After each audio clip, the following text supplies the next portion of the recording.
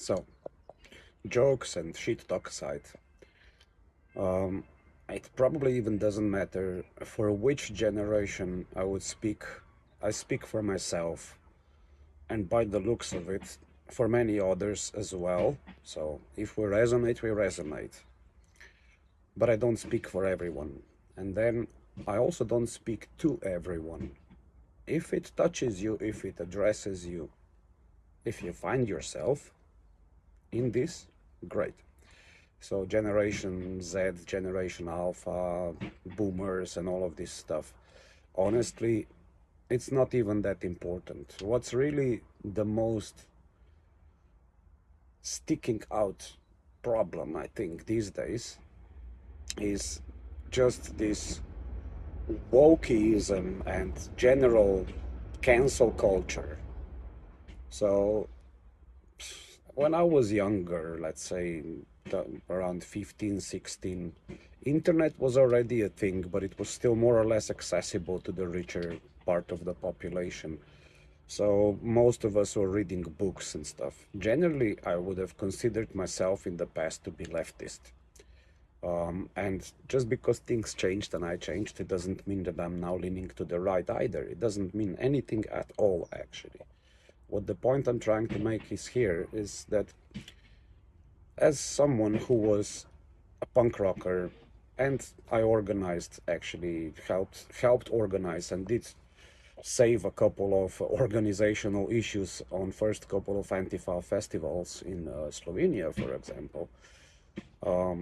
One thing I could agree is like that the role of someone when it comes to racism, xenophobia, and just mindless intolerance of people based on their skin color, beliefs, or whatever it is, I was definitely always against all of that kind of stuff.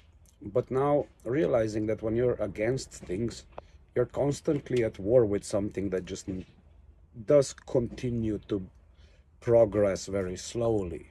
So it's not that things don't change, they do, but it's a slow process.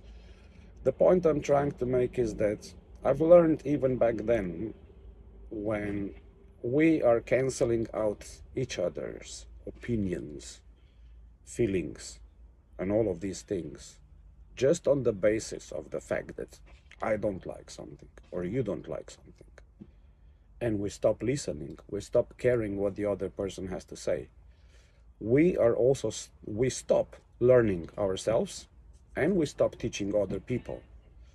So in my experience, it was really like this. We had problems with, and serious problems with, neo-Nazis back then.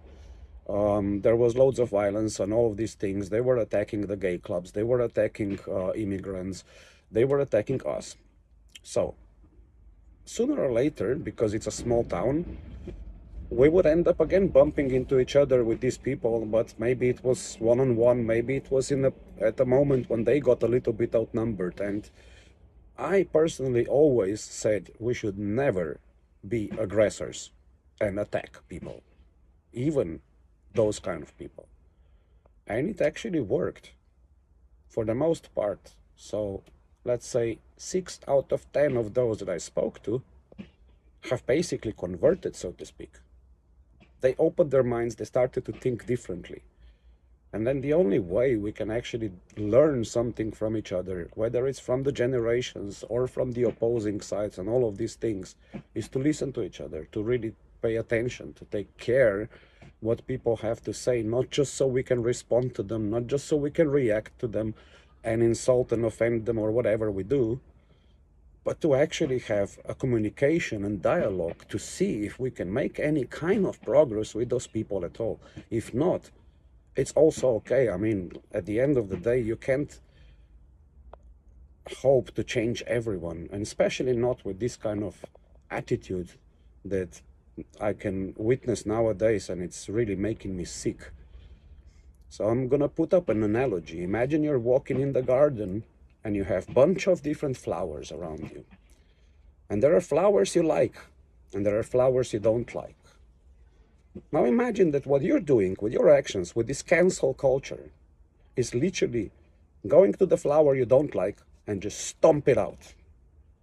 Because You don't like its color, you don't like the smell, and you have to finish it and destroy it. Regardless of the fact that that flower may be very beneficial to the whole garden itself for the growth, health, and all of these things.